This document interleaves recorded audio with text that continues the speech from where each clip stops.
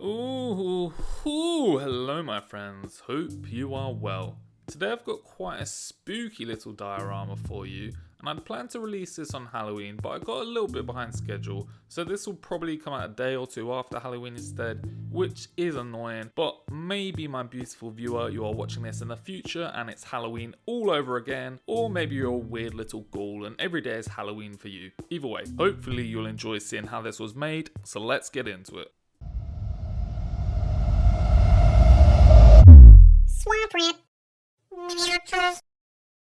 First up, I'm using this pile of foam to make the actual structure our diorama will sit inside. I had an image in my head of a kind of corridor cross-section in some underground facility, so I first made this pretty trendy looking sofa and then capped the sides off to be the end pieces of the corridor.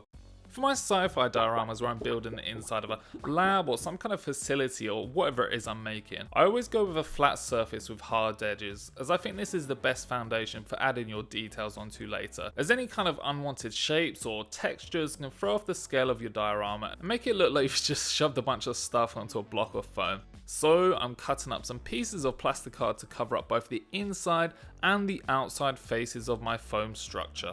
It's quite hard to cut foam to be completely straight and flat, so there's definitely a bit of fine tuning needed to get these plastic card pieces to line up and look relatively straight and uniform. But once that's done, we're left with a much better and neater looking structure, and I can now also super glue details straight onto the walls without worrying about melting the foam. Also, I'd left the top exposed because I was debating whether to add a roof to this diorama, but I ended up ditching that idea and just covering the foam up later on, so you can just go ahead and ignore that for now. But yeah, we've got quite a nice little structure here, and it's time to flesh it out with some interesting details. Now, no self-respecting corridor would ever be seen without some actual doors on it. I mean, it's in the name, isn't it? Corridor? And I've got these quite large kind of industrial sci-fi looking fellas that will be perfect for the job. The first one's easy as I want this door to be closed, so I just cut away the slip at the bottom of the frame, allowing it to sit flush against the wall, and that's all that needs to be done. This second one though needs a bit more work as I want it to be open, giving our little ghoul boys an entranceway to flood into the corridor. So I take my drill to make a few pilot holes and then use a Dremel to cut out the rest of the door panel. It did come out slightly wonky around some edges, and let's not worry about this nice gouge I made in the bottom here because it shouldn't be noticeable when it's full of ghoul appendages later on.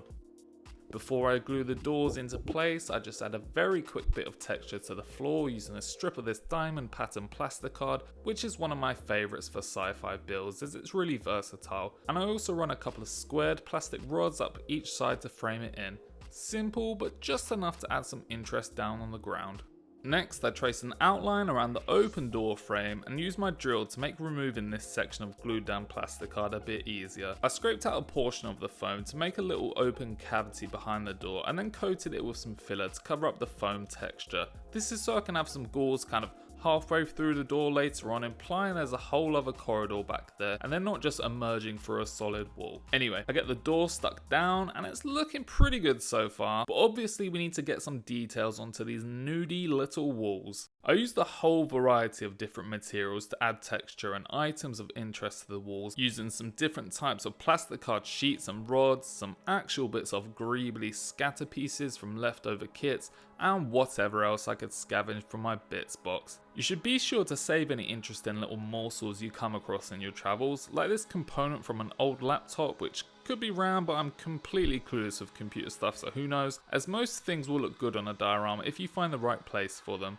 With sci-fi dioramas especially, you can usually cobble together a few miscellaneous pieces to get some interesting looking electrical or industrial thingamajigs, like this kind of fuse box assembly I've built from an old cabinet front, a lasgun ammo box, and some plastic card or PVC rods. I had a computer screen down here which is used to control the closed door next to it, and then add a bunch of larger industrial looking pieces which came from a heavy lasgun I'd butchered, with one going above the door as some kind of opening and closing mechanism, and the rest of the pieces going onto the wall over here. I then add a bunch more random details, including some little 3D printed vents I'd bought a while ago which always look great on these dioramas, some more salvaged components from leftover Cadian sprues mainly, and some different sized plastic card pipes and corner pieces. And just a quick note, these plastic card rods and pipes are a really cost effective way of adding varied textures to your builds, so definitely grab some of those if you can.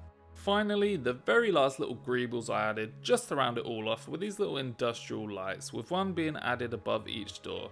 And here's what we've got so far. It's looking pretty good, but would definitely benefit from a whole tangled mess of cables and wires.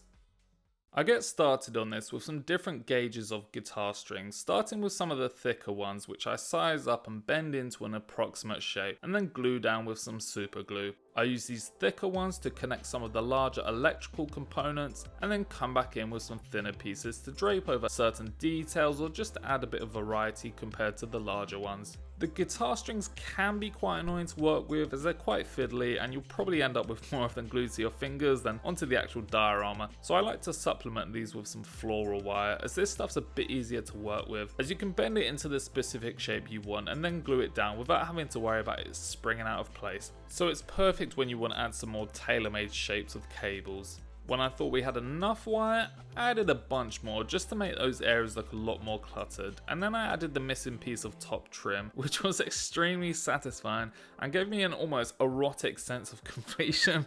It's probably quite weird to say, I don't know. Anyway, I was really liking how this was looking so far, and with all the building work done, it was time to give it a little splash of paint. I first got this bad boy primed in black, and if you watch my survivalist or my Fallout Master diorama videos, then the painting process is very similar to those. I use quite a similar process for most of my sci-fi ones to be fair, because I love a dirty old rusted look on them. I do want to challenge myself with a super clean sci-fi paint job in the future maybe, but for now we're sticking with Old Faithful. So, I first give the whole thing a dry brushing with some gunmetal coloured metallic paint. Not too heavily though, I do make sure to keep some of that black primer visible as the shadows, but everything gets a little taste at least. Then I start warming up the diorama with a hairdryer, and why would I be doing that? Put your guesses in the comment section below. First one to get the correct answer will win 1/8 of a Quiche Lorraine hand delivered to your doorstep. 5, 4, 3, 2, 1, bingo. That's right, the dirty down rust is out again, hide your nans. I feel like I'm using this in like 50% of my projects at the moment, so I won't keep going on about it too much, as anyone who watches my videos regularly will probably be like, shut up, we've heard you say this like 69,420 times already, but just as a quick rundown for anyone new. I sloshed this all over the whole thing, going a bit lighter in some areas and really heavy in the areas where I want a lot of rust and corrosion.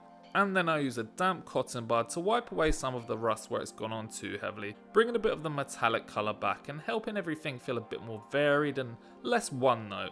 We don't want everything to be completely rusted after all, and if you're wondering about the hairdryer, I think the extra heat helps it set faster or something like that. I don't know, I just follow the instructions on the bottle. Anyway, to finish the rusty metallic portions off, I use a bit of dark tone from Army Painter to reinforce some of the edges and help certain details stand out a bit more.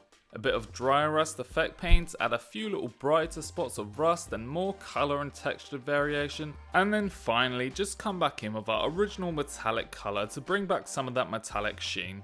With the main body of the painting completed, I go around and select a few details to add some bursts of colour into the piece, which should help to break up that rust a bit and add some more interesting areas for the eyes to wander to. The little guns in this rack for example get touched in with some grey to help them stand out a bit more, and I paint in a few old screens onto my RAM section from earlier. I paint one to have a cracked screen, the other two to display some generic sci-fi computer shit, and leave one completely blank to suggest it's altogether broken, like me when I finished the Dark Tower series for the first time. For the lights above the doors, I painted on a very rudimentary glow effect, starting with a darker red and then moving up to a brighter orange colour. And I think that's the first time I've ever used rudimentary in my life, so that's something new I guess.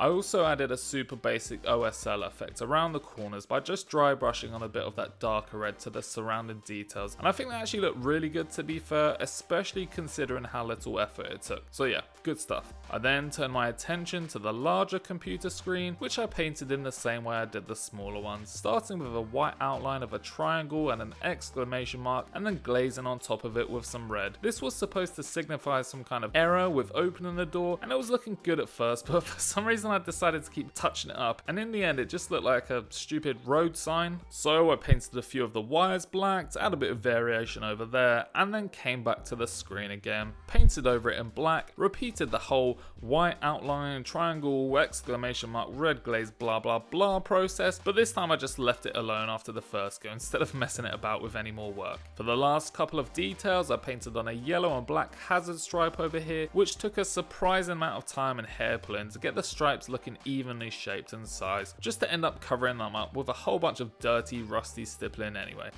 And then used a bit of glistening blood effect paints, add a bunch of blood where our ghouly boys will be coming through in a moment. And speaking of ghouls, I had these random zombie minis from some eBay bundle I got ages ago and thought they'd be the perfect spooky little fellas to add to our diorama, so I got to work removing them from this base, which was bloody hard work actually, and I didn't even film the whole time lapse because it took so long and was really annoying. But yeah, I then attached them to some paper clips and mounted them on some painting handles, got them primed up with some wraith bone, and got to work with my undead flesh recipe. I'd played around a bit with this and managed to get a scheme I was quite pleased with, so here it is, my Halloween gift from me to you. Use it to go out and spread some ghouly joy amongst your miniatures. I first paint all the scraps of clothing in with some rattling grime, and then base coat all of the fleshy areas using some Gillyman flesh, which is another contrast paint because I'm now madly in love with contrast paints. Next, I mixed together a little bit of elven flesh and necrotic flesh to add a faintly decaying, deathly tinge in our first highlight layer. And then for our second, I used necrotic flesh on its own on a slightly smaller surface area than the last, just to push that gross decaying flesh look a bit further.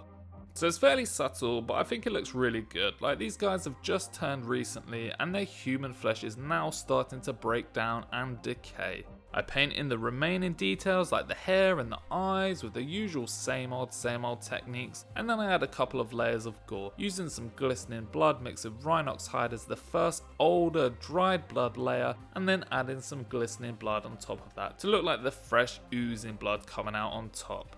And the completely unique and in no way cliche story for these guys is that they were some unfortunate souls being experimented on in a deep underground facility by some nefarious scientists, but something went wrong and they contracted a deathly zombie virus, giving them an intense hunger for flesh and blood and ultimately overrunning their captors and causing carnage throughout the base. Very imaginative and a story which has never been told before, of course. But now we have our ghouls, we just need a couple of trapped guards to face them down.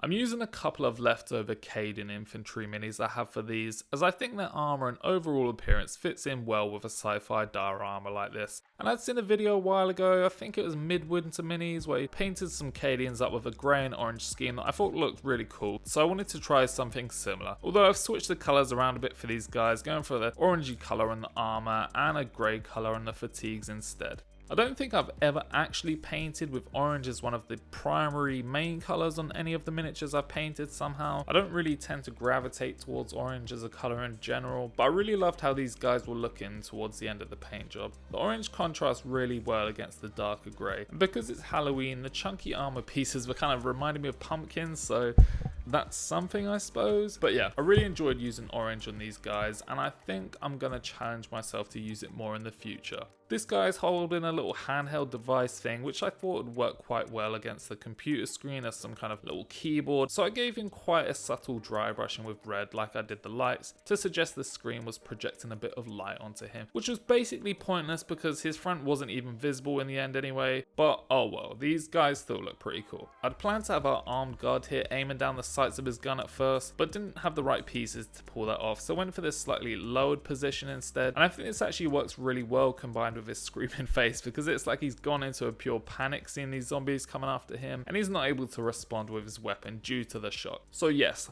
that's our two unfortunate guards finished, and all that was left to do was to add the miniatures to the diorama and film our final shots.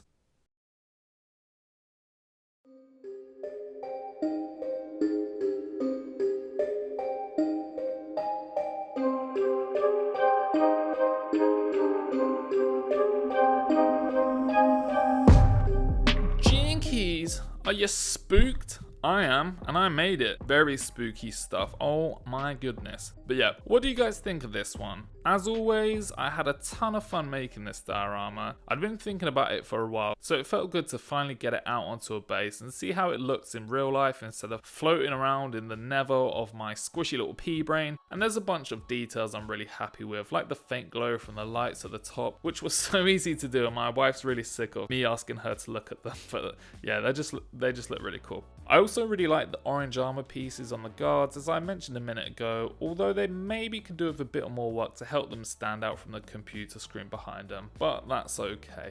And I'm actually really pleased with the plasticard outer structure on top of the foam for this diorama. It's come out way neater than my other ones normally do, but I had put quite a lot of effort into getting the pieces to all line up and get as many straight lines and right angles as I could. And I think that just helps the whole diorama look a bit more polished overall. So if you're making your own projects like this, then definitely put some effort into making your base or plinth as polished as it can be, as I think that will help to elevate the overall quality of your finished product. If you're interested in learning more about this stuff, then let me know, as I might make a video about it in the future, as it's basically a whole skill in of itself to make a good looking base structure, and it's taken me a while to kind of hone it to this level, which is still not perfect, but it's come a long way. So yes, my friends, leave a comment down below to let me know what you think of this build. Let me know if you're watching this on Halloween in the future. Let me know what dip you would pair with the chili heatwave Doritos, and make sure to subscribe or leave a like or whatever you want to do. I have been your friendly neighborhood swamp rat,